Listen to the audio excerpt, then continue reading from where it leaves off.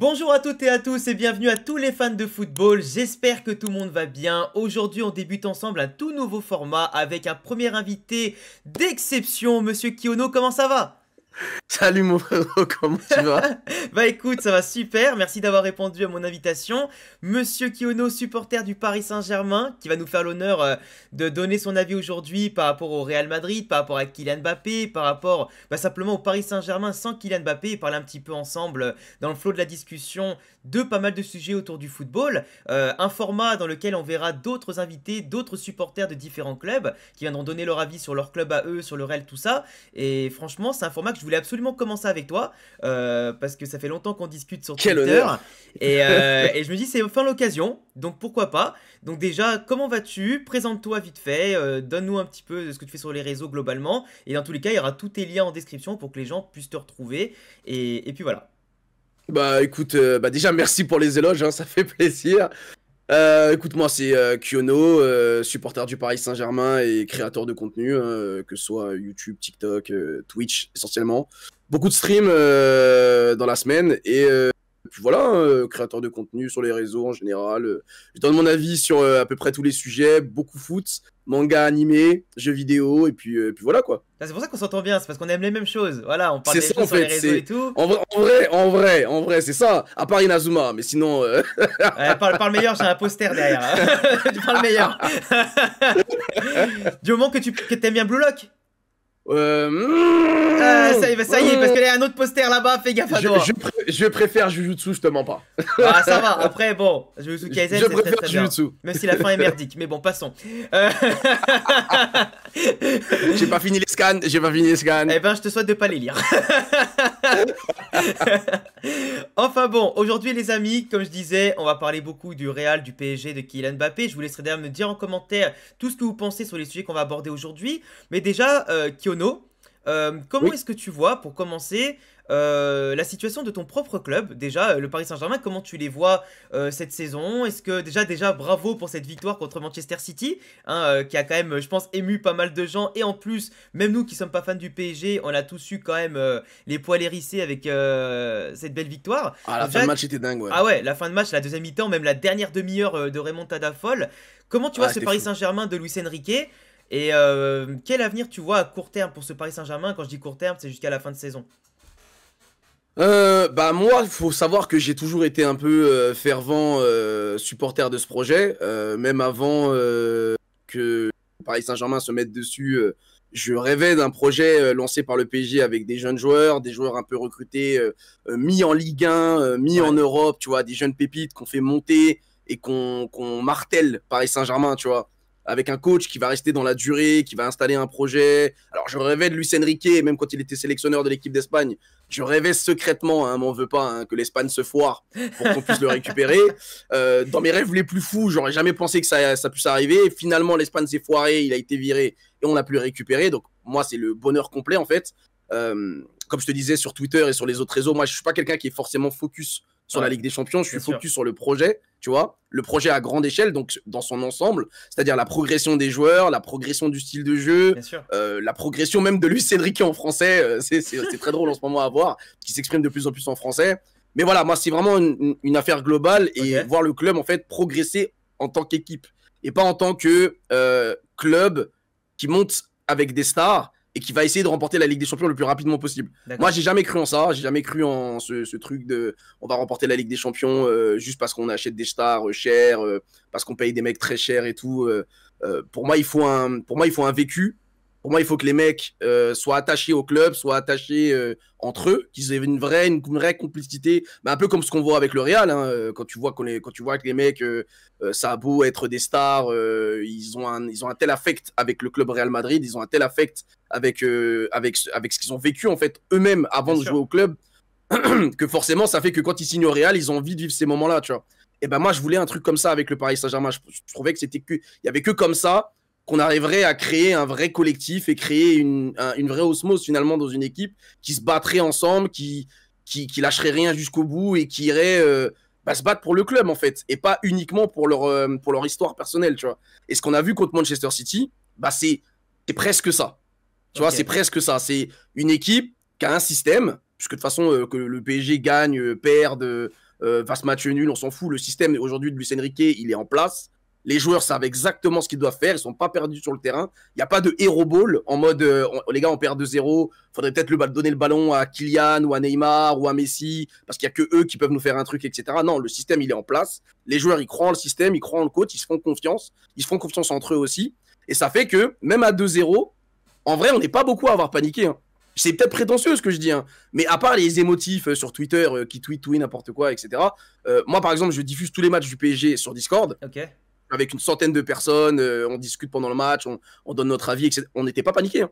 Personne ne paniquait. On se disait, les gars, on les domine, il reste 30 minutes. En vrai, c'est faisable. Le PSG, cette saison, on a vu qu'ils étaient capables de faire des trucs de fou en 5-10 minutes. Et si tu regardes bien, en 5 minutes, le PSG a égalisé. Bah disons que le problème, je pense que des supporters du Paris Saint-Germain ou simplement de certains, c'est qu'ils avaient quand même ce côté réaliste en se disant...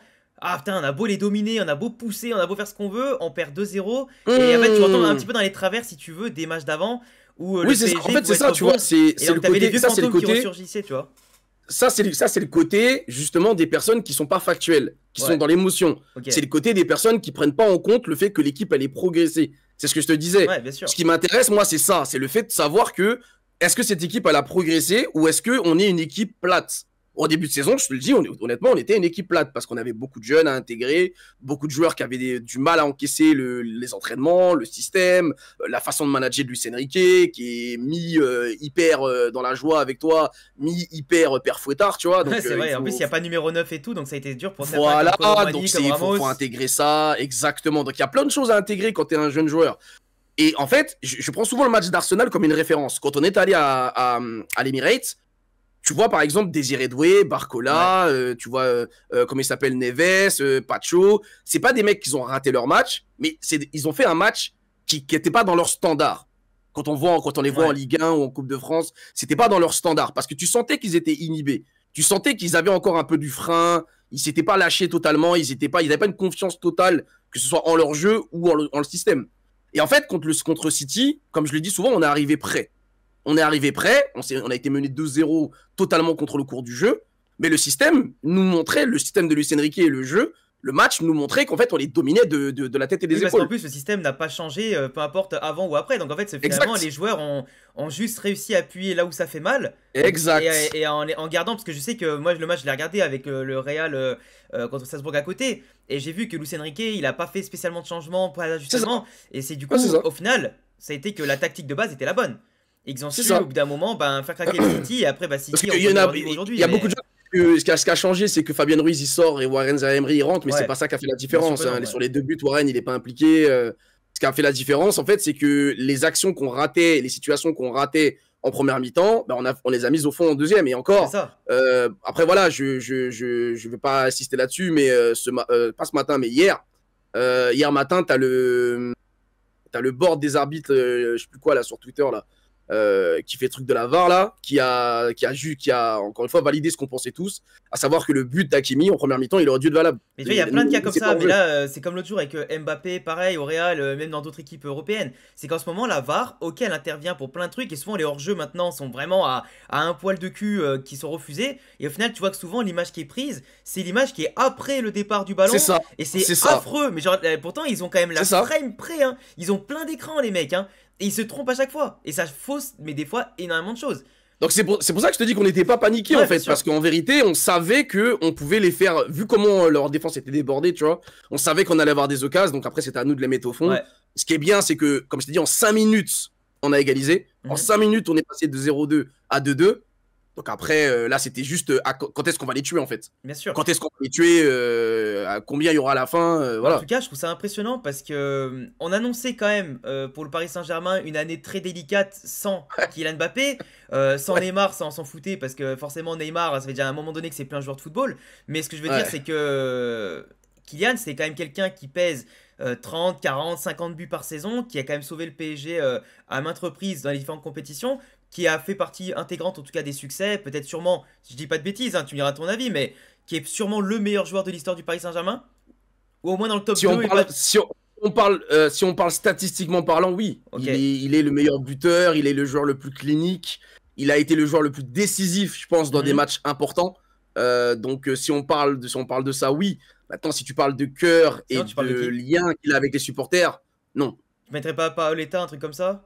Si, bien sûr, Ouais. Paoletta, qui refuse l'Olympique Lyonnais 2 fois alors que le club joue le maintien, Ah, c'est magnifique. Mais c'est vrai que tu vois, ça sera jamais magnifique. Kylian, son départ au Real Madrid, bien sûr qu'il s'est fait après de nombreuses années de non-dits, de oui je viens pas, etc.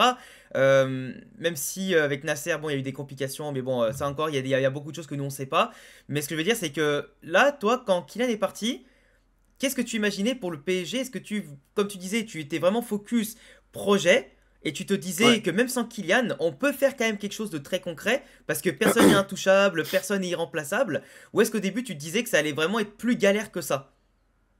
Bah, ça a été galère au début, hein. Bah ouais, mais Ça a été galère au début, au hein. final en janvier, tu t'en tires quand Euh, même un bilan différent du coup? Oui, le bilan est très positif, puisque tu vois, on est invaincu en championnat. Ouais, Je crois que on est à 18 matchs, 14 victoires, 4 matchs nuls. Il y a ces 3 défaites en Ligue des Champions, et encore 3 défaites. C'est 2 défaites. On a perdu contre Arsenal. Allez, l'Atlético, c'est vrai, j'avais oublié. Ouais. 3 défaites, l'Atlético, Arsenal et le Bayern. Mais sinon, de cette saison, le PSG a pas perdu. Et globalement, sur le territoire français, on est invaincu en 2024, sauf la défaite contre Toulouse. Et la défaite contre Toulouse, ça vient le soir du titre. Où je te le dis honnêtement, les mecs étaient bourrés, hein. Les mecs ont joué le match. Ah non, mais j'ai vu des attitudes, j'ai vu des regards en début de match.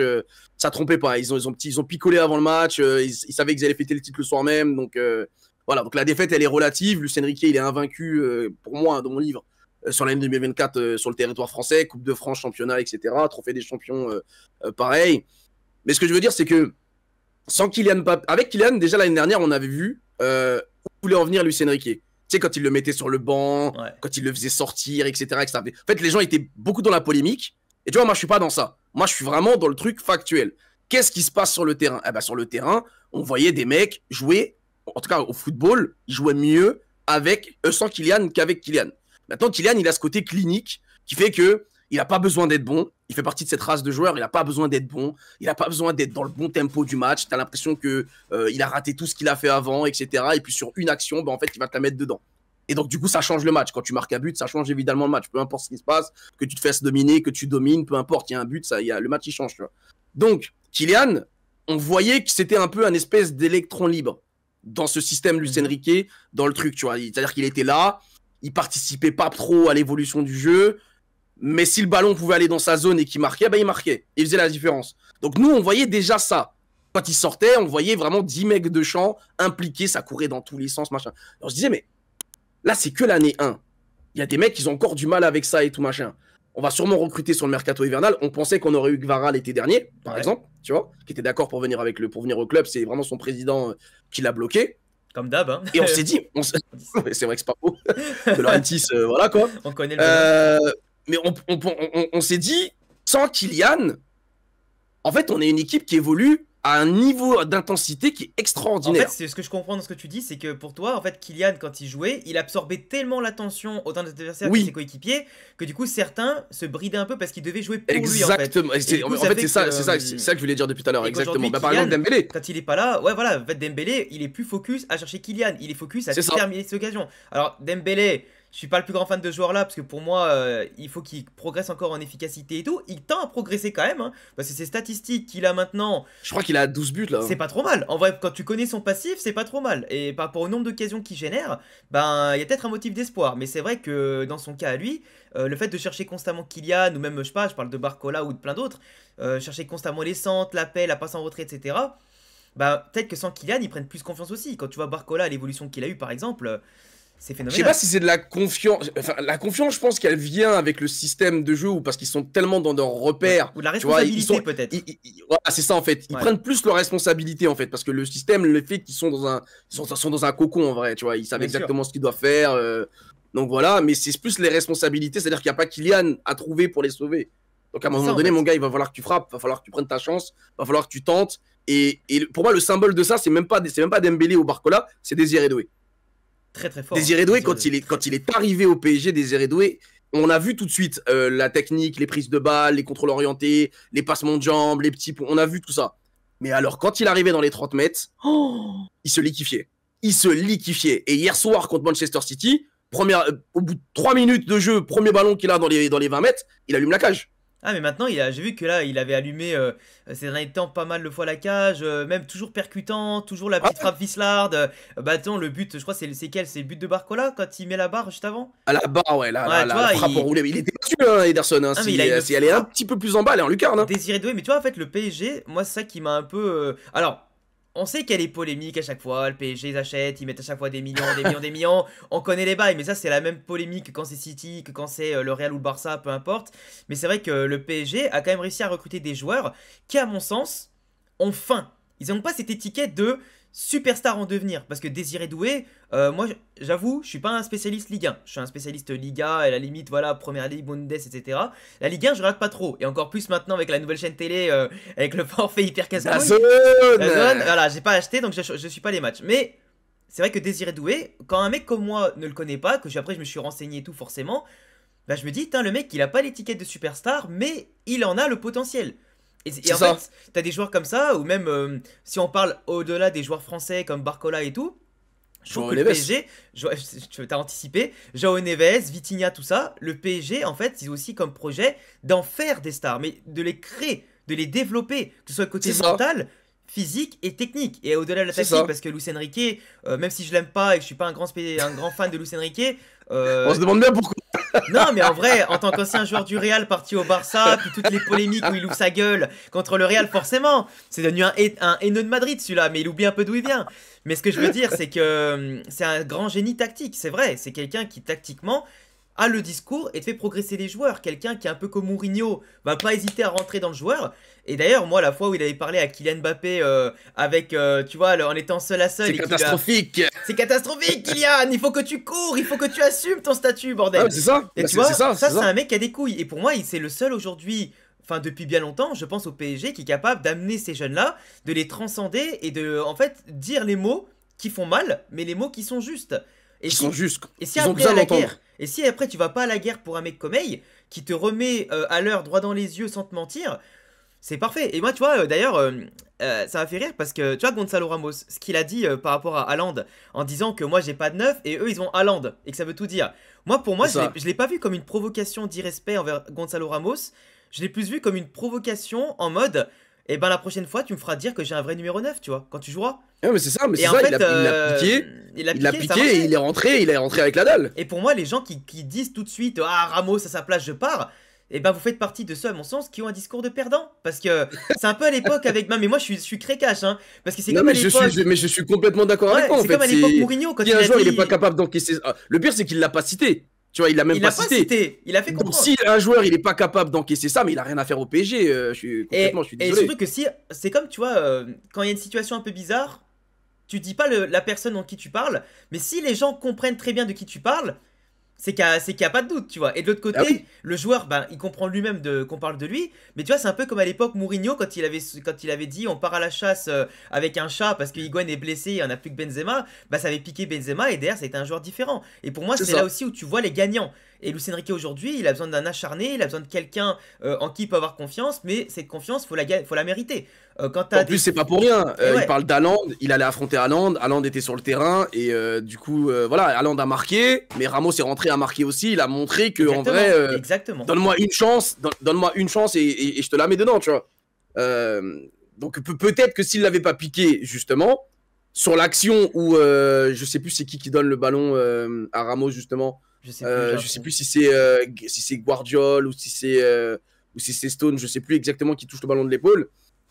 Mais peut-être que si Luis Enrique l'avait pas piqué avant le match, peut-être que Ramos aurait pas joué le coup à fond parce qu'il se dit ouais je suis hors jeu. Ouais, voilà. Là il s'est dit rien à foutre, hors jeu pas hors jeu, Je tente. j'y vais, je tente tu vois et l'histoire aura montré que de toute façon bah, il était pas hors jeu donc voilà. Mais peut-être que si Luis Enrique l'avait pas piqué comme ça il l'aurait pas fait. Bien sûr, mais du coup, moi, tu vois, Luis Enrique, ce côté galvanisateur et tout, même si avec l'Espagne, il s'était vautré avec une hiérarchie qu'il respectait trop, il avait du mal à changer ses joueurs, il avait du mal à sortir aussi de son système, parce que c'est quelqu'un qui est un peu comme Ancelotti, il a des idées et il meurt avec. Donc ça, c'est un peu Ouais. le problème aussi des entraîneurs qui ont un ego comme ça, mais qui assument, au moins ils assument clairement et ils se cachent pas. Mais du coup, ce PSG-là, est-ce que tu trouves que le PSG de Luis Enrique, c'est vraiment ce qui convient aujourd'hui avec ce groupe-là?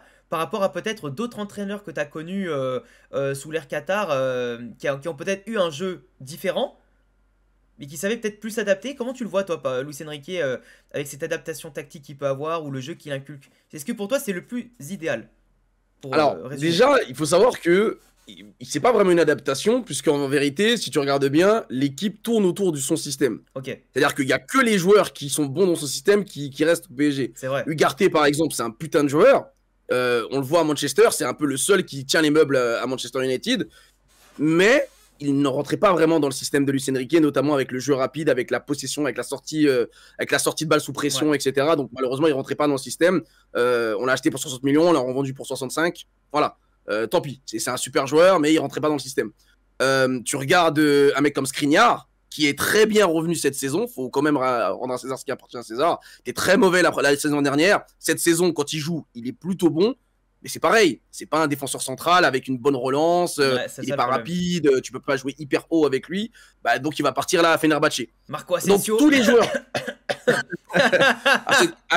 Asensio, c'est différent. Je pense que c'est un problème de motivation. Ouais, Je mais pense que lui, ce mec, il a 30 piges, il est juste plus.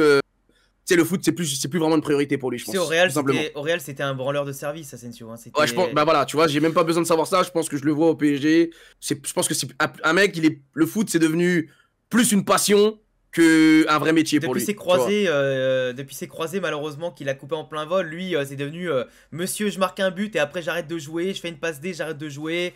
Si je Putain, joue un c'est un match truc sur de deux, fou, c'est hein. pas grave. Ah, mais c'est comme ça, malheureusement. Mais c'est ça, hein, il nous a fait un match à 4 passes décisives et puis après il a disparu de la saison. Ouais, c'est une folie, hein. Mais du coup, ouais, quand tu Voilà. parlais des joueurs système, c'est vrai que quand tu vois Vitinha, quand tu vois Neves, quand tu vois Zaire Emery, quand tu vois Fabien Ruiz, Barcola, en fait, t'as quand même des ressources, tu vois. T'as quand même des ressources. Marquinhos. Même si t'as des joueurs qui sont un peu irréguliers, parce que Fabien Ruiz du PSG, c'est pas le Fabien Ruiz, par exemple, de l'Espagne qui a cartonné à Il est pas l'Euro. bon. Il est pas Il est bon, pas tu bon. vois. Et Il est pas pourtant, bon. Il est pas bon. il Il arrive est quand pas bon au même PSG. à rester dans la rotation, il arrive quand même à apporter des trucs, même si c'est pas suffisant. Et c'est justement, tu dis, c'est quand même bizarre. Il y a des joueurs, et ils ont quand même ce niveau pour briller dans un système qui en retour les ferait briller, mais de l'autre côté, eh ben, Après, le problème, ça roule je pense pas. que le problème principal de Fabien Ruiz, il est mental, parce que tu vois, contre City, en première mi-temps, il a été bon. Ouais, Il a fait un c'est vrai. très bon match, parce que City n'était pas dans une agressivité physique comme il y a en Ligue 1. En Ligue 1, le PSG, c'est le club phare. Quand tu joues contre le PSG, tu donnes ta vie, parce Ouais, les qu'on ne mecs, sait ils y vont. jamais, tu peux Ouais. être, voilà, tu peux être recruté, peut-être tu vas faire un match incroyable, tu vas changer de vie, etc. Alors que City, bon, ils ont joué le match comme ils joueraient contre n'importe qui, tu vois. Et donc, dans cette agressivité-là que City n'a pas mis face au Paris Saint-Germain, Fabien Ruiz, il était dans un fauteuil. Hein. C'était pas incroyable ce qu'il faisait sur le terrain, mais il était dans un fauteuil. Il était beaucoup mieux qu'en Ligue 1, par exemple. Tu vois. Ou en Ligue 1, il se fait rouler dessus, il se fait marcher dessus Bien sûr. par n'importe quel milieu de terrain qui a juste un peu la dalle. Tu vois. Mais pour revenir sur Luis Enrique, moi, je suis un grand fan. J'étais un fan du joueur. Désolé, hein, quand il a quitté le Barça. Ah, c'est un très bon joueur, hein. Quand Mais, il a quitté le Real, pardon, quand il a quitté le Real, les couilles qu'il a eu pour quitter le Real, pour aller dans ce que j'appelais moi un petit club à l'époque, tu vois, le Barça, ce qu'il a réussi à faire pour ses convictions, tu vois, pour ce qu'il a fait pour l'époque, c'était du jamais vu. En tout cas, pour moi, c'était du jamais vu, tu vois. Donc moi, je kiffais le joueur. Quand il a signé au Barça et tout, je trouvais que c'était incroyable. Puis derrière, j'ai suivi un peu sa carrière quand il est parti à la Roma, quand il était au Celta Vigo. Je trouvais que sa carrière, c'était bizarre qu'un mec avec un tel caractère et de telles idées, que ça pète pas pour lui, tu vois. Puis ensuite, il va au Barça, il gagne la Ligue des Champions, il s'embrouille avec les stars. Donc, tu vois, il est pareil, toujours le même caractériel qui n'hésite pas à dire à des stars, si vous n'êtes pas content, en fait, la porte elle est ouverte, ou je vous mets sur le banc. C'est pas parce que vous êtes des stars que, en fait, l'entraîneur c'est moi votre boss, en fait, tu vois. et ça qui est bien. Et moi, à cette époque-là, nous, on avait Laurent Blanc, tu vois, au Paris Saint-Germain. Laurent Blanc qui se faisait clairement marcher dessus par ses joueurs, tu vois. Donc, moi, tu vois, moi, je rêvais de ça. Je me disais, mais est-ce que dans un monde, il existe un monde possible où on peut avoir un entraîneur avec une telle poigne, avec de telles idées, avec des joueurs au Paris Saint-Germain qui puissent justement permettre d'avoir un système de jeu basé sur la possession et le jeu direct, parce que Luis Enrique, c'est quand même possession plus jeu direct, c'est pas aussi possession que Guardiola, tu vois. En Ligue 1, ça peut cartonner. Avec le PSG, ça peut cartonner un tel truc, tu vois. Puis les années ont passé, etc. On a eu Tourelle qui était à peu près dans le même état d'esprit. Le problème, c'est que Thomas Tuchel, il était peut-être trop câlino avec les stars. Hmm, c'est peut-être le point qui l'a niqué justement Tourelle, c'est je vois. que il était trop câlino avec les stars, avec Neymar, avec Kylian Mbappé, il était trop dans la politique et lui-même le déplorait en conférence de presse. Hein. On se rappelle tous de la conférence de Tourelle qui dit qu'au PSG c'est trop politique, tu dois toujours parler politique, toi tu veux parler de foot et en fait on fait de la politique. Donc voilà, Tourelle était peut-être trop jeune quand il est arrivé au PSG. Et donc Luis Enrique c'est un peu, si tu veux, pour moi l'aboutissement de tout ça. C'est-à-dire qu'on a le jeu, on a le système, on a le mec avec les idées, on a le mec qui a la vision, tu vois, et il a l'expérience, que ce soit en tant que joueur et en tant qu'entraîneur, sans parler du caractère. Ok. Pour moi, c'est le fit parfait. C'est-à-dire que j'ai jamais vu, en 14 ans là, ça fait 14 ans que le PSG a été racheté, j'ai jamais vu Nasser El Khelaïfi aussi peu impliqué du sportif.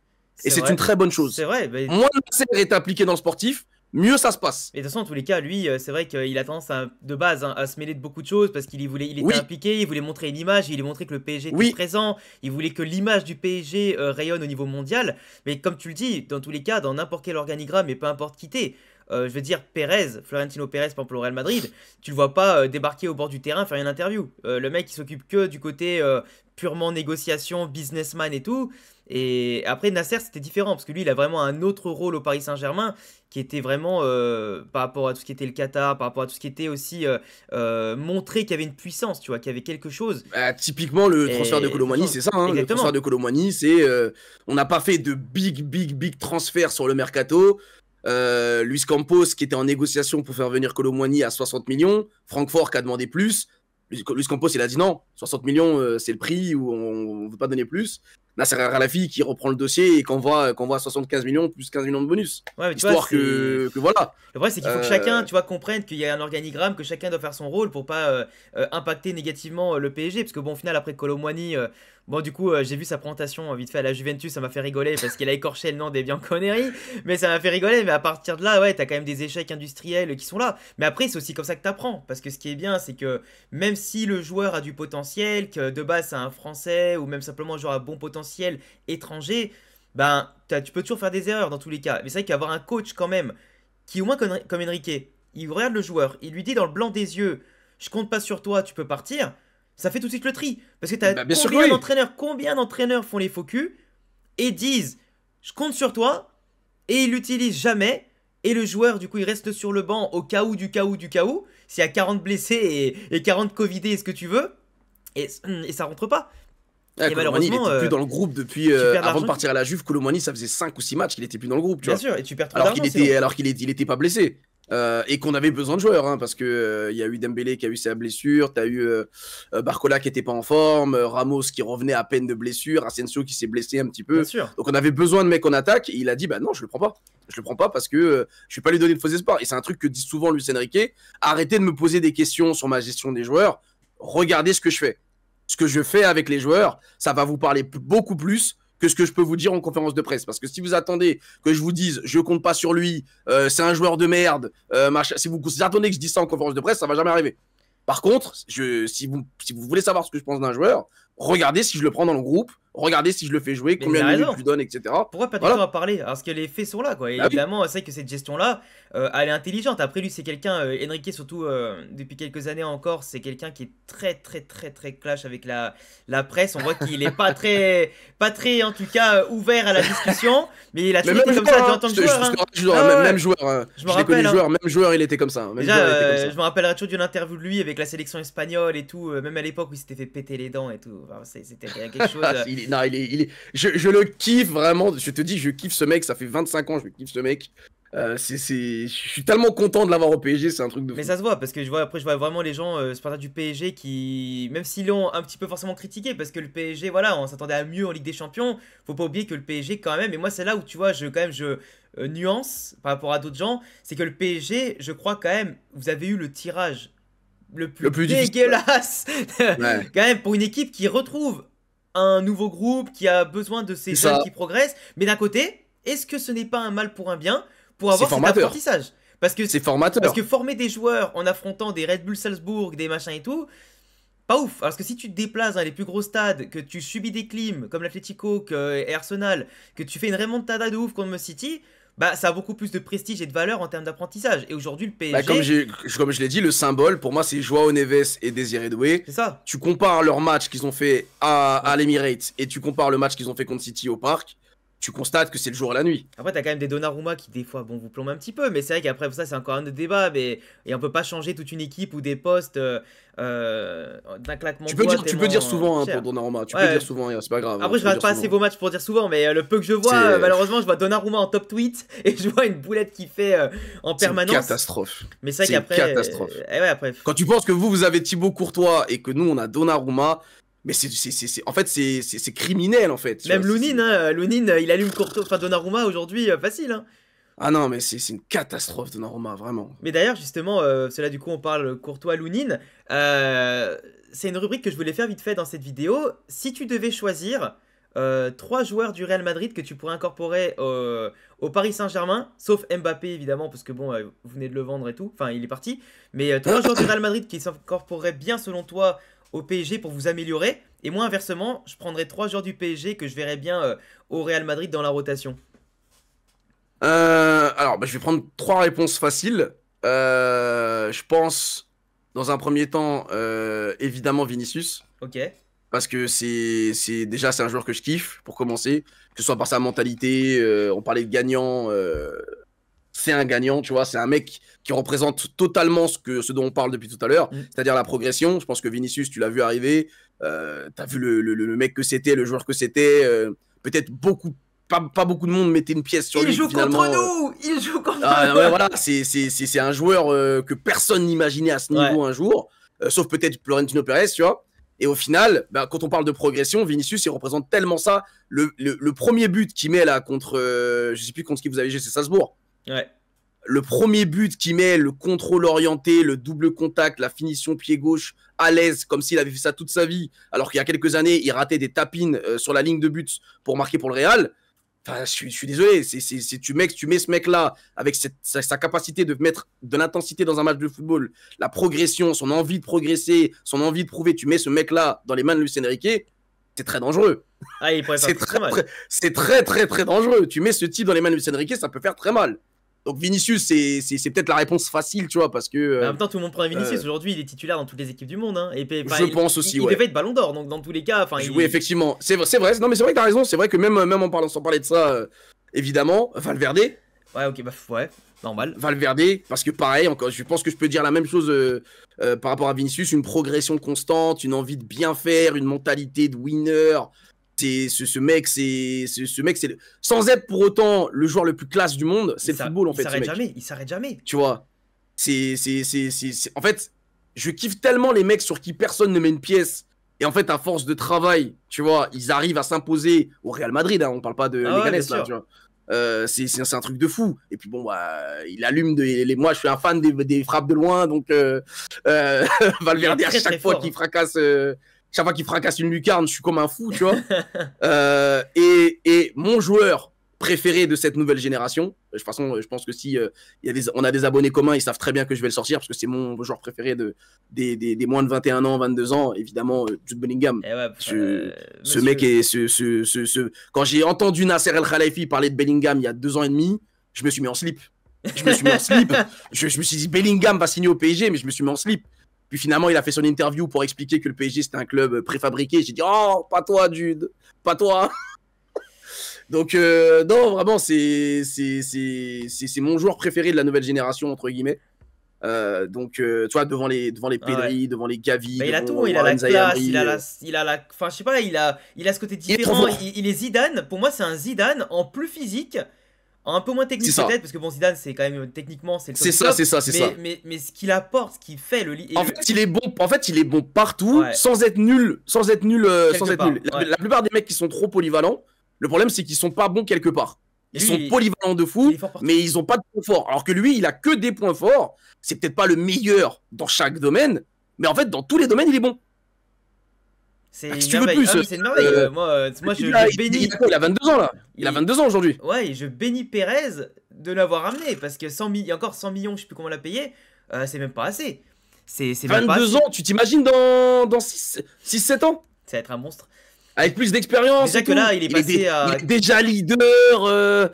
Alors, c'est des Mec, il est monstrueux. milieu de terrain, il te plante 25 buts, 20 buts et quelques en Ligue 1 Ah pour sa non, première saison. c'est trop un démon en fait. Il est Il est trop passé à fort. 90 minutes du Ballon d'Or, hein. Désolé pour lui, l'Espagne a pris l'Euro, mais bon, c'est comme ça. C'est une dinguerie, Mais vraiment. à 21 ans, il aurait pu battre le record du Ballon d'Or le plus jeune, hein. Enfin, je crois que c'est Ronaldo Nazario, qui est plus jeune encore, qui aurait été plus Ouais, jeune 21 encore. ans, je crois. Ouais, 21 ans ou 22 ça ans. se joue à 21 ans, quelques je crois. mois, mais c'est vrai que non, Jude, c'est phénoménal. Ok, donc Vinicius, Jude, Valverde. Moi, si je devais prendre des joueurs au Paris Saint-Germain, je prendrais Neves, déjà. Neves et Vitinha, sûrement aussi. Alors, Ton président le veut, hein. ouais, je sais, mais pourquoi? Je vais m'exprimer parce que pour moi, même si au Real Madrid, on peut dire il y a trop de milieu de terrain, ce que tu veux, faut pas oublier que nous, chez nous, là, par exemple, cet été, t'as Ceballos qui va peut-être partir au Betis parce que c'est son rêve de retourner au Betis et finir là-bas. Modric, bah, il a 39 ans, donc je vous fais pas un dessin. Et après, t'as des joueurs comme Tchouaméni qui sont extrêmement décevants. Et moi, je reçois une offre sur la table de 70-80 millions. Je le dépose à l'aéroport, il s'en va, hein, Tchouaméni, hein. Même 60 Aurélien, millions. Aurélien, Aurélien. C'est pas ouf, hein. Donc pour moi, aujourd'hui au Real Madrid, j'ai envie d'avoir des joueurs qui jouent au football, des joueurs qui ont pas peur de prendre des risques, qui justement savent maîtriser la balle, qui ne perdent pas leur nerf inutilement, qui sont, tu sais, qui sont simplement dans la vibe de vouloir gagner et vouloir montrer que c'est des winners, tu vois, et qui se cachent pas. Et pour moi, Vitinha et ce qu'on voit de Neves, bah, ça me fait extrêmement plaisir. Et surtout que je vois leur progression, Pas elle mal, est hein. folle et franchement pas mal, hein. Moi je suis très admiratif de ces Le Portugal, ils ont quelque chose dans les mains là, hein. joueurs-là. Ah ouais. C'est un duo infernal, hein. Dommage que leur coach au T'as Portugal, la c'est toujours des maîtrise terroristes, technique, mais l'intensité, le volume de jeu, exactement, le la volume de technique, course, la ils sont vision, mobiles. le déplacement, les déplacements intelligents, surtout ça. C'est Neves toujours ça. placé au bon endroit au bon moment. Vitinha, il joue toujours dans le bon sens du jeu, il n'hésite pas à faire les efforts. Et moi, C'est c'est ça que j'aime. exceptionnel, hein. Ouais. Et sinon, un troisième. Non, moi je me rends compte de la chance qu'on a. C'est ce qui est dommage, c'est que comme Vitinha, je sais pas si t'es au courant de l'histoire, Vitinha il est ciblé par une bonne partie des supporters du PSG parce que bah, c'est des fanatiques de Neymar, tu vois. Et Ouais. Neymar l'avait un peu ciblé comme étant un mercato de merde, un joueur de merde pour le mercato au PSG. Et en fait, dans leur tête, ils ont toujours pas fait la bascule. En fait, peu importe ce qu'ils voient sur le terrain de Vitinha, Ok. les mots de Neymar restent dans leur tête parce que Neymar c'est un peu leur gourou, tu vois. Ouais, ils ont Et matrixé, quoi. ils sont matrixés, ils arrivent pas, en fait, ils arrivent pas à trouver Vitinha bon. Parce qu'il est très très Alors que le fort. monde entier le voit, tu vois. C'est ça qui est fou en fait. Il est Donc très très Vitinha, fort. il se mange régulièrement de la haine au PSG. Tu pourras tomber un jour sur des tweets ou des machins, des trucs comme ça. Ah, j'en ai vu, Alors qu'en hein. fait, c'est juste par fidélité à Neymar plus que par réalité de ce qu'il voit sur le terrain, tu vois. Bien sûr, ça c'est C'est pas dommage. mérité du tout. Après, si je devais en prendre un autre, alors j'hésite entre deux, Hakimi ou Mendes du coup, arrière gauche Je ou pensais qu'il l'arrière allait dire droit. Dembélé. Ah non, jamais de la vie. Dembélé, ce serait dans ma tier list, ce serait vraiment un joueur Z, tu vois, genre aller chercher, tu vois, vraiment. Ah non, un mec comme ça, je peux pas. Même, j'aime pas trop le personnage. Mais sinon, non, j'aurais pu te dire Barcola, mais Barcola, bon, on l'a déjà mieux au Real Madrid, donc.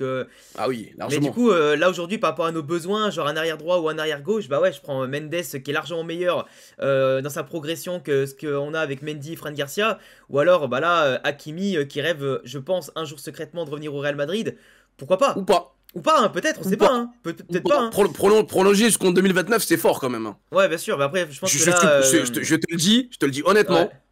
J'ai même fait une vidéo là-dessus. Donc je me suis trompé sur toute la ligne. ok. J'étais convaincu qu'il allait mettre la pression sur le club pour partir. Ah, c'est Parce que qu'il a son suivi contrat Mbappé, s'arrêtait ouais. en 2026. J'étais convaincu qu'il allait mettre la pression et se barrer. Bah là maintenant, Finalement, avec, il prolonge jusqu'en 2029. avec Alexander Arnold qui devrait arriver sous peu au Real et le retour de Carvajal, bah là, le poste arrière droit il est bouché, hein, c'est fini. Mais c'est vrai que en termes d'attitude, en termes de plein de choses de ce qu'il représente, moi j'aurais bien aimé le revoir revenir. Mais bon, maintenant le train est passé, maintenant encore plus avec la prolongation. Mais c'est vrai que c'est les trois joueurs que j'aurais pris moi. Hakimi, Ouais, logique. Vitinha et Neves. Bah, c'est peut-être le top 3, je pense, du Paris Saint-Germain depuis un an et demi. Bon, Neves est là depuis 6 mois, mais Neves a tout de suite été bon, donc voilà. Vitinha, c'est le meilleur joueur de la saison dernière, Mhm. quoi qu'on en dise, hein, quoi qu'on en pense. Kylian, il a mis ses 45 buts, mais le meilleur joueur le plus constant dans le jeu, celui qui a permis le plus de choses au PSG, bah, c'est Vitinha, tu vois. Ouais. Sans parler de la progression qui est complètement folle. Et Hakimi, je pense qu'Hakimi avait juste besoin de confiance. Et une fois que la confiance, il l'a eu avec Luis Enrique, dès que Luis Enrique est arrivé, une fois que la confiance, il l'a eu, Hakimi, on a vu tout de suite. Mais vraiment, Ok. c'est peut-être le mec le plus régulier depuis un an et demi. Genre, je crois que il a peut-être dû faire un ou deux mauvais matchs Avec le depuis Maroc un an et demi. aussi, très très bon, ouais, franchement. Ah, il est Ah ouais. excellent. Et en plus, il joue tous les matchs. C'est ça qui est En fou, plus, en fait. il a ce coffre, il a cette lucidité. Et en plus, pour autant compléter les actions que les finir, donc Puis c'est bien. il joue presque 3 postes par match. Hein, C'est vrai, il est vraiment partout. Enfin, arrière, de milieu, piston. c'est exceptionnel. Franchement, il est exceptionnel.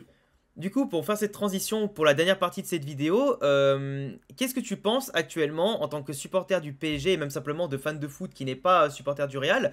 Qu'est-ce que tu penses de déjà la saison du Real si tu la suis de plus ou moins près? Et qu'est-ce que tu penses, forcément j'allais te poser la question, du début de Kylian Mbappé? Moi les gens connaissent mon avis qui est très tranché là-dessus, mais j'en reparlerai un peu après. Mais qu'est-ce que toi tu en penses? Alors, la saison du Real, je pense que c'est une saison, pour moi, hein, dans mon sens, hein, avec un œil extérieur, c'est une saison classique du Real. C'est-à-dire que le Real est pas bon, le Real est attaqué de partout, mais le Real arrive finalement au bout. Là, je crois que vous êtes premier de Liga, vous avez repris la tête devant l'Atlético Ouais. Madrid. 7 points Vous d'avance êtes devant le Barça qui plus, était à son prime pendant 3 mois. voilà, vous êtes plus ou moins qualifié là pour la suite de la Ligue des Champions. Donc au final, pareil, qualifié en Coupe d'Espagne, etc. Donc en fait, le Real, comme chaque année, se fait attaquer de, on va dire, août à décembre, alors que les choses sérieuses pour le Real commencent toujours au mois de janvier. Ouais, et même en Janvier, février. mars, c'est ça. Ouais. Voilà, donc au final, pour moi, d'un point de vue extérieur, c'est une saison classique du Real. Voilà. Voilà. Maintenant, sur les résultats, je trouve que vous êtes même en avance par rapport à d'habitude, où d'habitude vous faites souvent des remontées extraordinaires, ou alors vous êtes dans une domination totale, parce que oui, le Barça n'arrive pas à suivre, l'Atlético n'arrive pas à suivre. Et là, cette année, Là, on le gagne pas Barça, beaucoup les gros matchs comme en Liga. On n'a c'est pas ça battu le truc. Bilbao, Et on n'a pas pourtant, battu vous êtes Atletico, devant. on n'a pas Et battu le pourtant, Barça. pourtant, vous êtes devant Ouais. quand même, tu vois. C'est ça Donc qui est c'est fou. pour dire que quand je te dis que c'est une saison classique, c'est vraiment en fait, c'est le Real. Ça génère beaucoup. Les gens parlent beaucoup. Le Real doit toujours gagner. C'est ça. Aujourd'hui, ça parle de jeu, alors que en vrai, l'exigence de jeu au Real, je sais pas depuis quand ça existe, mais le Real, c'est surtout une équipe qui est clinique en fait. Ça n'a jamais été une équipe qui a été basée sur système de possession, sur système de redoublement de passes. À Au l'époque, Real, c'était le cas avec ça. Vicente Del Bosque, tu vois, et avec les premiers Galactiques, Ouais, où mais vraiment c'était beau, ça, mais ça ouais, date, hein, c'était à 20 à ans. Hein. l'époque. Mais après, Ouais, depuis, c'est vrai qu'il y a eu les entraîneurs qui sont succédés. Quand tu vois les Capello, que tu as eu voilà, c'est ça. les Moi, Juan c'est de ça. Ramos, quand tu as eu les Pellegrini, Ce qui m'a marqué, c'est justement ça. C'est 2006 avec Capello, 2006 ou 2007, je sais plus, avec Capello qui vient et qui gagne en gagnant que des 1-0. Ouais. Il gagne avec le Real que des 1-0 et en conférence de presse, il dit ouais, mais on a gagné, on a perdu. Bah, on a Ouais, gagné. Et après, derrière, t'as Mourinho qui arrive. problème, Et c'est vrai que le football de Mourinho, un peu rude au début, mais après, sur les contre-attaques et tout, le Real 2012, je pense que moi, de mon exceptionnel, vivant, à part Del Bosque il y a 20 ans, de mon vivant, j'ai pas vu un Real Madrid plus beau que ça. Que le C'est Real ça. Madrid 2012. C'est ça. Mais après, Donc, bon. on va dire que dans l'histoire récente du Real Madrid, et on parle de génération, je pense qu'il y a beaucoup de supporters du Real qui n'ont pas connu la première ère des Galactiques, qui n'ont pas connu le Real de Raoul. Concrètement, quand je vois des fois des débats, est-ce que Raoul est une légende du Real Madrid? Le simple fait qu'un supporter du Real se pose la question, ça te montre de quelle génération il vient, tu vois. Donc, je pense simplement que la génération, la Real Madrid qui arrive, ils ont connu que le Real clinique. Ils n'ont pas connu le Real dominant dans le jeu, un Real espagnol, tu vois, j'ai envie de te dire. Un Real espagnol qui a eu des bons comme des très mauvais moments. Et les gens aujourd'hui, tu vois, on dit souvent être supporter. De toute façon, on en parlait tout à l'heure en off. Supporter du Real, c'est facile. Supporter du Real aujourd'hui, t'as connu l'époque Cristiano, t'as connu l'époque Benzema, t'as connu machin. Mais la réalité, c'est que le Real, avant d'en arriver là, a connu avec Pérez et sans Pérez des périodes un peu compliquées de reconstruction. Et aujourd'hui, le Real a retenu les leçons de ses erreurs et surtout, en fait, construit un projet à court, moyen et long terme, même si la stabilité au niveau des coachs, là sauf depuis le deuxième mandat d'Ancelotti, c'est pas trop ça. Et on a eu quand même pas mal de coachs ces dernières années, hein. Solari, Lopetegui, machin, Zidane deux fois. J'avais oublié Solari. Donc tu vois, ça a été très très rapide en fait. Le Real avait mal géré au début le post Cristiano, mais c'est très vite relevé par des bons investissements et des jeunes qui ont explosé. Et c'est vrai qu'aujourd'hui, là t'es content, t'as de la stabilité, t'as pas de jeu, mais t'as les trophées. Donc, faut pas être hypocrite en se disant que tout est à jeter, mais voilà, c'est un peu. Et puis t'as les émotions, parce que effectivement, quand tu crois pas en l'équipe et que finalement elle va au bout, tu vois. La LDC 2022, je pense, ça restera à jamais la plus belle que j'ai vécue en tant que supporter. Malheureusement, hein. Malheureusement pour toi, parce que c'est vrai que les huitièmes de finale contre le PSG, on a joué 30 minutes sur 180. Et encore 30 minutes, t'es gentil, Et encore hein, 30 minutes, on est je dirais gentil. 15-20 minutes. Hein, 15-20 minutes et on passe quand même, quoi. c'est exceptionnel. Hein, mais tu Ouais, vois, ça c'est typiquement, pour moi, c'est typiquement quelque chose qui rentre dans la légende Real Madrid. mais typiquement, Je ouais. connais pas d'autres clubs qui fait ça, en fait. Je connais pas d'autres clubs qui est capable de se faire plier pendant quoi, 160 minutes. Mais en fait, c'est eux qui partent avec la victoire, quoi. Et en plus, avec Sur un gros match de Ligue des Champions. pas mal de buts marqués, et surtout, voilà, les mecs, ils ont pas lâché. T'as eu quand même pas mal de choses comme le penalty de Messi arrêté par Courtois et tout. T'avais plein de signes qui disaient qu'on allait se faire bouffer et qu'en plus, on était en train de se faire laminer. Moi, ce jour-là, j'étais pas serein. Moi, mon père, à l'époque, je l'appelle et tout. J'avais là, j'avais les larmes aux yeux parce que lui, en plus, il avait arrêté de mater le match et tout. Je le réveille et je lui dis, on est en train de les sortir et tout. Tu vois, c'était un truc de fou. Mais après, le faire à tous les tours, surtout. Chelsea, Ouais, c'est ça. City, Liverpool en finale. Enfin, C'est incroyable. C'est ah la ouais. façon de Benzema, son ballon d'or. On a souvent ce débat. Est-ce que le ballon d'or de Benzema, c'est un des plus méritants de l'histoire? Ah, bien sûr. Dans le sens où, en fait, il a montré qu'il était le MVP, quoi. Il a montré Ouais, qu'il était le mec clutch. Bah oui. Bah clairement. oui, clairement, cette campagne de Ligue des Champions, c'est une des plus belles. On s'en fout des stats. Le mec, Bien sûr. il a fait gagner son équipe quasiment à chaque match. Ou même quand vous avez perdu, les remontadas ont suffi pour marquer le nombre de buts suffisant pour passer un tour. Bah voilà, c'est dans tous les cas, en fait, il avait un destin. Il avait un destin, c'était d'aller prendre cette Ligue des Champions, d'aller prendre son Ballon d'Or. Et clairement, bah, c'est des émotions qu'on a vécues nous contre City là, mais qui d'habitude sont vécues par des mecs du Real Madrid, tu vois. C'est vrai. C'est pour ça que les gens disent que c'est facile de supporter le Real. C'est parce que en gros, quand vous n'êtes pas serein, vous faites genre, mais dans un coin de votre tête, vous vous dites c'est possible. Ouais, parce qu'ils Parce savent que vous qu'avec l'avez un déjà but, vécu. voilà, avec, genre, on l'a encore Voilà, vu cette vous avez année, déjà vécu avec ça. Dortmund, avec l'Atalanta, il y a eu des scores encore, C'est voilà, ça en surtout fait, c'est Dortmund. ça, c'est ça. C'est pour ça que les gens quand ils vous disent que c'est simple de supporter le Real Madrid, c'est parce qu'en vrai, quand vous êtes mené, vous paniquez pas. Alors que, par exemple, on en a parlé en off, tu vois, moi sur mon Discord avec mes gars et tout, nous on est factuel, tu vois, on parle tactique, on parle machin, etc. Donc nous c'est pas qu'on était serein, mais on n'était pas en panique. 2-0 contre City, on les domine, il reste 30 minutes, on n'est pas en panique. Mais j'ai ouvert un peu les réseaux sociaux. Les mecs, ils s'en pouvaient plus, c'était au bout de leur vie. Bah non, 2-0 au ouais. bout de 60 minutes, ils y croyaient plus, tu vois. Mais parce que ça, c'est l'ADN PSG. Tu vois, ça c'est l'ADN PSG, alors que l'ADN Real Madrid, c'est d'y croire jusqu'au bout. On vous a inculqué ça, tu vois. Enfin, je sais pas si on vous l'a inculqué, mais en tout cas, l'histoire a montré que c'est comme ça que tu devais supporter le Real Madrid. Et Tu non, dois jamais lâcher jusqu'au bout. le Real, ça a toujours été comme ça, de toute façon, depuis les premières Ligues des Champions, depuis après l'époque Juanito, la Quinta, ça a toujours été un peu ça qui s'est transmis. Mais vraiment, ça s'est accentué encore plus, je trouve, ces années-là, parce qu'on avait perdu un peu ce facteur-là avec les premiers Galactiques, qui avaient pas brillé Oui, c'est vrai. énormément. On avait perdu après le style, on n'avait pas eu autant de succès qu'on pensait, à part au niveau national que des Ligas. Parce que la Copa del Rey, par exemple, on l'avait pas gagné de 90 quelque chose jusqu'à 2011 avec Mourinho, donc c'était quand même 20 ans sans la gagner.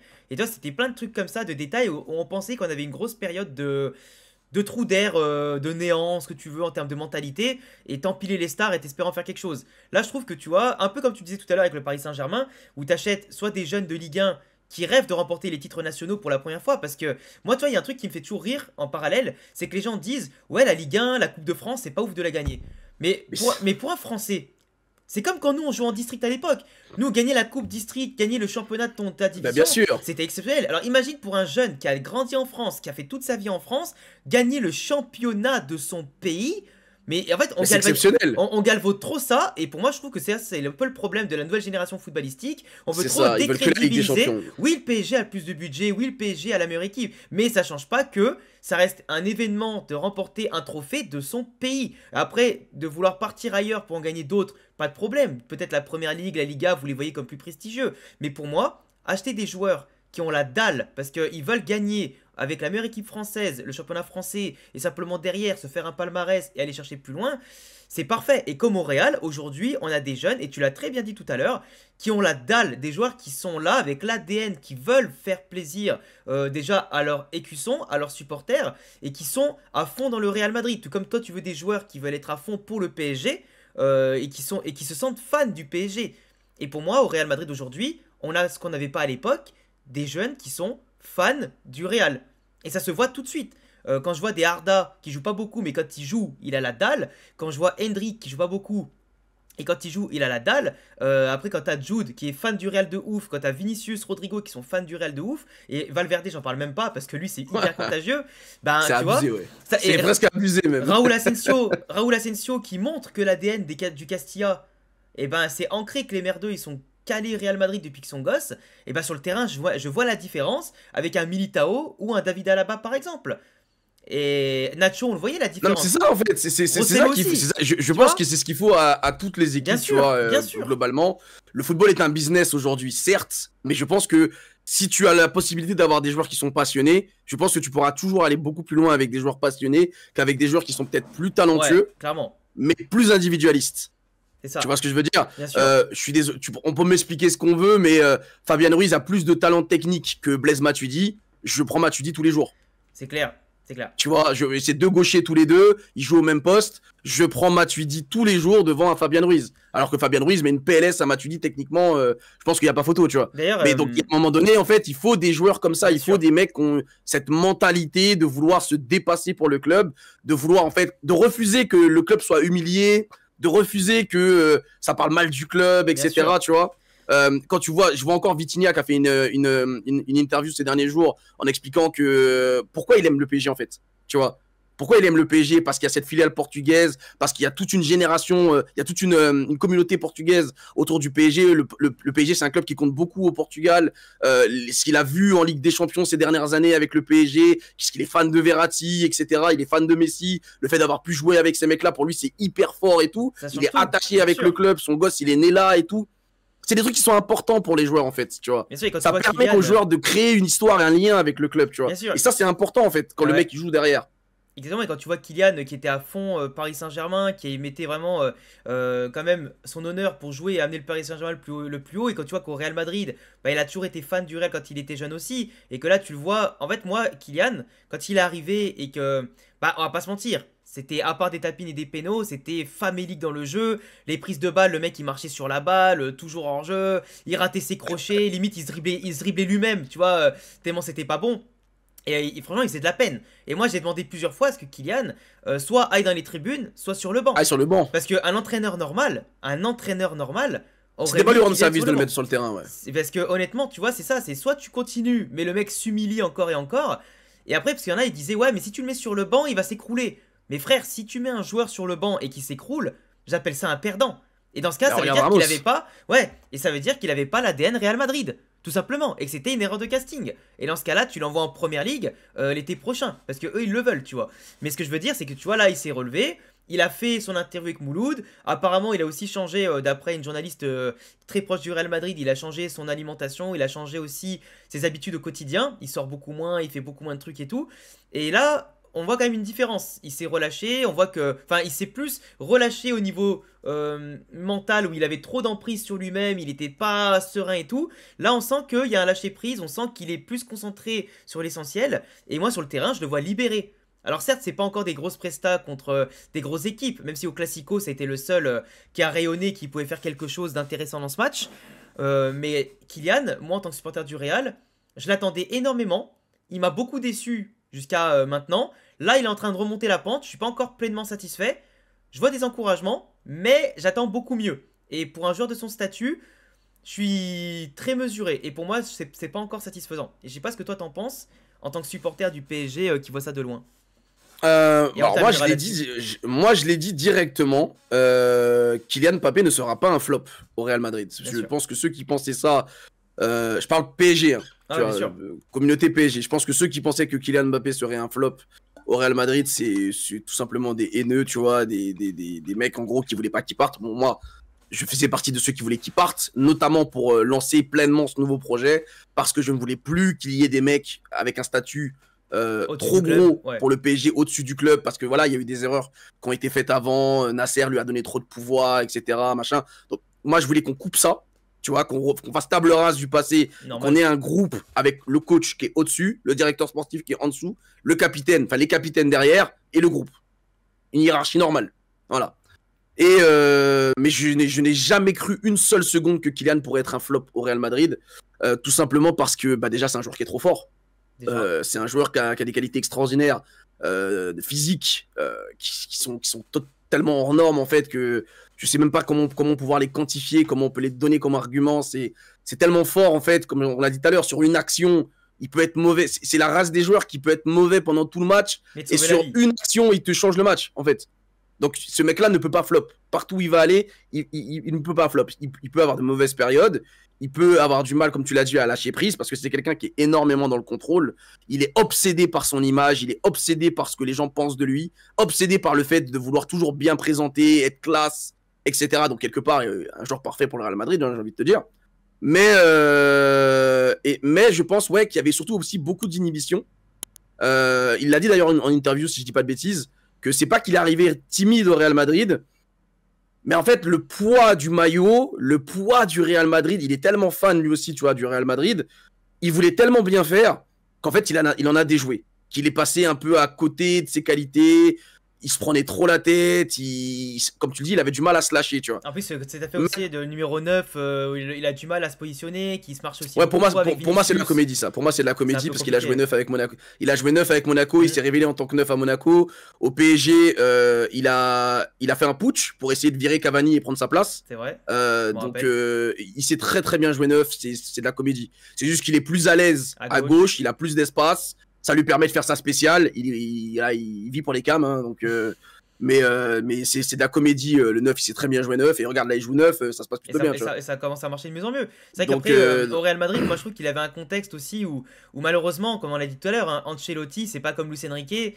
C'est un peu plus folklore niveau tactique, où les joueurs avaient du mal à être quadrillés. Quand je vois Valverde qui était mis limite arrière droit sur le terrain, quand il est vraiment arrière droit ou pas, hein, des fois il était milieu de terrain, mais vraiment collé à Vasquez. Et Jude Bellingham qui était milieu gauche. J'étais des fois en mode qu'est-ce que tu fais? Mais qu'est-ce que tu fais? Pour moi, c'était criminel pour Jude. Hein. Ah ouais, non, mais le mec il me bride l'équipe. Il me met un mec qui met 25 buts en Liga sa première saison, il me le fout milieu gauche. Le laisser à son poste et tout, parce que ça se passait très bien. Quand on avait Rodrigo, Vinicius en attaque et on gagne la Ligue des Champions comme ça se passait très bien. Alors que là, le problème, c'est que le problème là, c'est un problème tactique que moi j'ai reproché l'année dernière énormément avec Kylian Mbappé, c'est que Kylian a énormément de déchets dans son jeu et c'est pas quelqu'un qui se replace, c'est pas quelqu'un qui est, vrai, comme on dit souvent, en fait c'est un électron libre, il est pas dans le collectif. Kylian, il fait sa partition, si vous êtes là autour de lui pour l'aider c'est tant mieux, mais c'est pas lui qui va faire du lien dans le collectif en fait, et ça il faut l'accepter. Quand tu prends un mec comme ça, il faut savoir l'accepter. Donc Ancelotti, qui est lui-même extrêmement rigide, hein, on l'a eu au PSG, on le connaît bien aussi, qui est d'une rigidité extrême, si ça s'est pas arrangé avec les années. Quand il voit, je pense, les nombres de pertes de balles de Kylian et le trou que ça laisse, parce que derrière il se replace pas et il fait aucun effort défensif pour essayer de gêner. Donc, on défend à 9 quoi. Je me dis, mais Ancelotti dans sa tête, il a dû faire des cauchemars, tu vois. Donc je pense qu'il a essayé de trouver des idées pour pouvoir permettre de limiter la casse sur les pertes de balles de Kylian, qui était en plus pas décisif à cette époque-là, à cette période-là, il était pas très bon. Donc je pense qu'il s'est pris la tête de la mauvaise façon, c'est-à-dire oui, en bridant les joueurs qui auraient pu lui apporter plus de créativité et plus de qui auraient pu permettre en fait d'aller chercher des résultats plus intéressants, plutôt que de tout miser sur Kylian dès le début, tu vois. C'est ça. Parce que justement à ce moment-là, c'était pas le bon mood, c'était pas le bon move de miser sur un Kylian hésitant. Valait mieux jouer sur tes certitudes et incorporer Kylian à tes certitudes et pas tout baser sur Kylian dès le début, tu vois. Surtout qu'en plus, je pense que c'était ça l'erreur d'Ancelotti, même si voilà, on est. T'as un aspect aussi où Kylian, je pense que tu vois, il sortait d'un contexte où c'est vrai, bon, à part ce côté un peu usant de son contrat avec le Paris Saint-Germain, sa sortie et tout, et la non-venue au Real depuis maintenant de nombreuses saisons. T'avais même l'équipe de France, hein. L'équipe de France aussi, où ça se passait pas bien, l'affaire avec Deschamps, où il dit non, je suis pas là, je suis blessé, finalement, il joue le week-end avec le Real contre Villarreal, et après il part tranquille en vacances, en plus en Suède, et là, moi, ça m'avait ça m'avait fait péter les plombs, un joueur blessé qui part à l'autre bout de l'Europe pour sortir en boîte.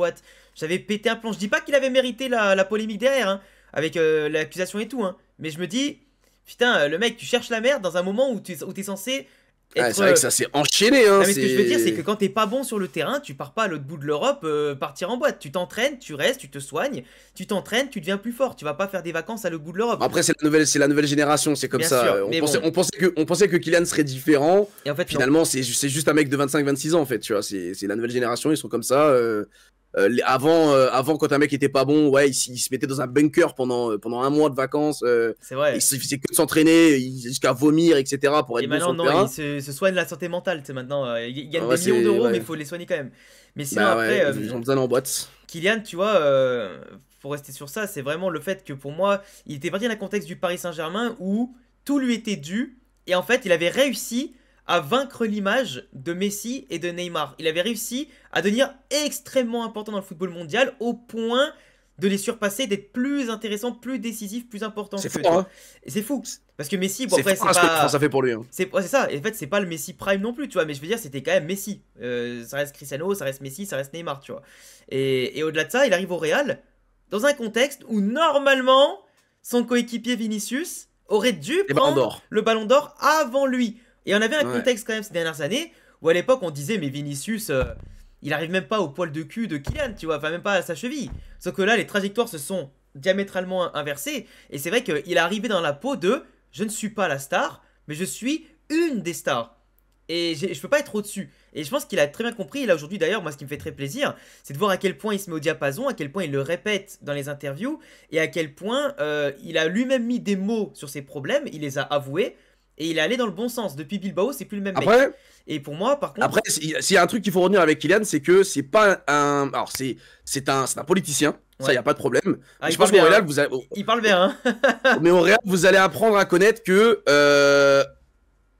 il va souvent avouer ses fautes, mais toujours de façon réfléchie. Ouais, je vois ce que tu dis. Ok, je vois ce que tu veux dire. C'est pas un mec qui va se cacher en disant mais je comprends pas les critiques. Ouais, il parle pas pour rien, quoi. Ok. Voilà, il va jamais te dire je comprends pas les critiques. Il va jamais te dire ça. Mais il va toujours t'expliquer le problème en te disant qu'il est pas totalement responsable, qu'il y a ci, il y a ça, machin, mais il va jamais te dire ah non, mais moi je comprends pas les problèmes, les critiques en fait. Non, il va te dire oui, j'ai pas été bon. Oui, j'ai pas été bon. J'ai pas fait ce qu'il fallait, machin. Mais le contexte a fait que machin. Mais il va pas se cacher en fait. Il va pas se cacher quand même. Il va venir assumer le truc. C'est pas le mec qui va vesquer une conférence de presse. C'est pas ce style-là. Hein. C'est que n'empêche que pour un mec qui a annoncé multiples ballons d'or et tout, c'est vrai que pour l'instant, à ce niveau-là, c'est un peu pour l'instant gâché. Mais c'est vrai que quand tu penses que Haaland était à ça normalement de le prendre en 2023, que Vinicius était à ça de le prendre en 2024, ces deux concurrents ont failli lui passer devant. C'est ça qu'il faut aussi. Finalement, tu vois. Encore une fois, peut-être que c'est son destin. Hein. Ça sera dans son storytelling. Hein. S'il prend le ballon d'or avant les deux, ce sera dans son storytelling. Ouais, c'est parce que les deux ont failli lui prendre finalement son nez, même si lui, avec la Coupe du Monde, il est passé qu'à, pour moi, un tir au but de l'avoir. Et même si pour moi, c'est pas normal qu'un tir au but qu'il ne maîtrise pas lui-même, ça change le débat, parce que bon, il fait quand même une meilleure saison que Messi, et puis c'est pas normalement la victoire au tir au but qui devrait changer ou pas le destin, mais ça c'est les votants qui décident comme ça. Mais c'est vrai que Kylian... Et puis bon, il est pas ballon d'or en 2018 alors qu'il est champion du monde, quoi. Ouais, c'est ça. Après 2018, c'était pas mon favori, enfin il était pas favori non plus, mais t'avais quand même d'autres joueurs, je pense, qui auraient pu le... Enfin, je pense à Griezmann, je pense à Varane, je pense à... Le Real fait quand même la Ligue des Champions, tu vois. C'était quand même quelque chose. Cristiano aurait pu normalement l'avoir, hein, la Ligue des Champions, enfin, malgré une Coupe du Monde pas ouf. Mais après, tu vois, c'est comme d'hab. C'est un coup, c'est la Coupe du Monde qui compte, un coup, c'est l'Euro, puis un coup, c'est la Ligue des Champions. C'est ça qui est chiant. Ça dépend le joueur, ça dépend la FIFA, l'UEFA. Mais sinon, pour terminer sur ce long podcast, hein, qui a quand même la vidéo dure 1 heure, histoire que les gens ne s'ennuient pas, hein, plus d'1 heure, mais ça fait toujours plaisir. À combien de buts tu penses que Kylian finira sa saison? Il est à 18 là, c'est ça? 18 ou 20, non? Il a à peu près, ouais, à 18 buts, c'est ça, à peu près, ouais.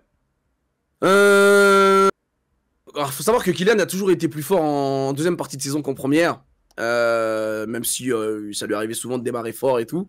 Mais en deuxième partie de saison, il a toujours été très fort, parce qu'il était très fort dans les matchs de Ligue des Champions, qui comptent. Donc les huitièmes, les quarts, etc. Il a souvent été buteur. Il a marqué dans toutes les finales, il a marqué dans toutes les compétitions pour l'instant. Ouais. Donc je pense qu'il est même un peu plus que 18, je sais plus combien exactement. Mais je crois qu'il doit être à 20, un truc comme ça. Ouais. Honnêtement, je pense qu'il peut faire au moins la même chose. Au moins pareil. Okay. Donc on est sur une saison à, je dirais 40-45 buts sur la saison, tu vois. Pour moi, sachant qu'il va revenir en équipe de France au mois de mars. En plus. Donc je le vois pas plus haut. Qui a le mondial des clubs à la fin, qui a ce nouveau format des champions. Pour moi, 40-45 buts, c'est déjà bien. Pour une première saison Real, c'est exceptionnel. Tu sais que personne n'a fait le record du Real Madrid sur une saison. C'était Cristiano Ronaldo en 2009 pour sa première saison, pardon. C'était 33 buts ou 32 buts. C'était le record pour un mec qui arrive au Real première saison. Record Ronaldo 2009-2010, 33 buts.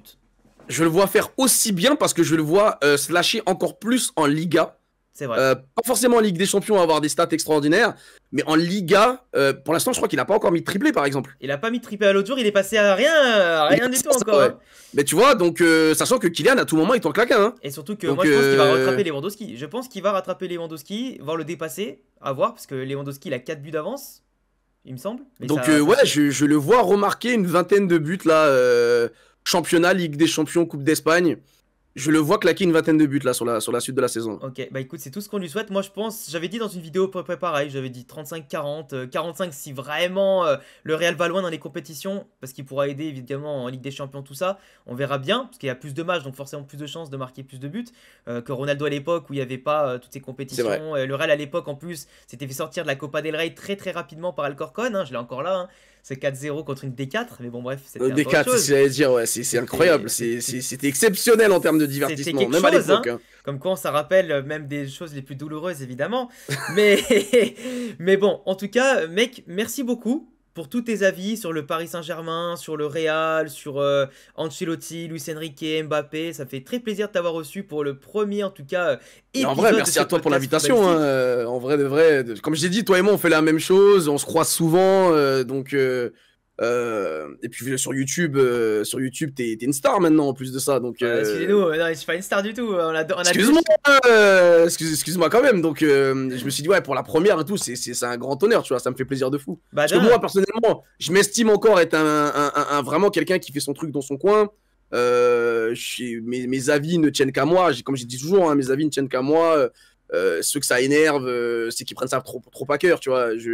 Je n'ai personne en tête quand je donne un avis, quand je fais une vidéo, etc.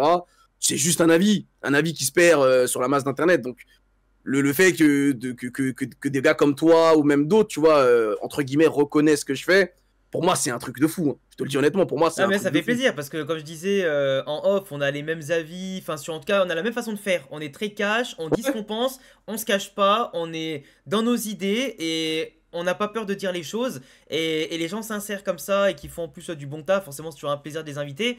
Donc comme d'habitude les amis, quand il y a un invité sur la chaîne, vous retrouverez tous ces réseaux en description, TikTok, Twitch, YouTube, etc. Je te mettrai tout dans la description, tu seras aussi épinglé sur le titre. Et puis en tout cas, si vous voulez d'autres épisodes de ce concept-là, n'hésitez pas à peut-être me donner d'autres créateurs de contenu qui aiment différents clubs pour qu'on puisse les inviter et diversifier un peu le contenu sur la chaîne et simplement partager notre passion parce qu'à mon sens, même si tu es supporter d'un club, la passion n'a pas de frontières.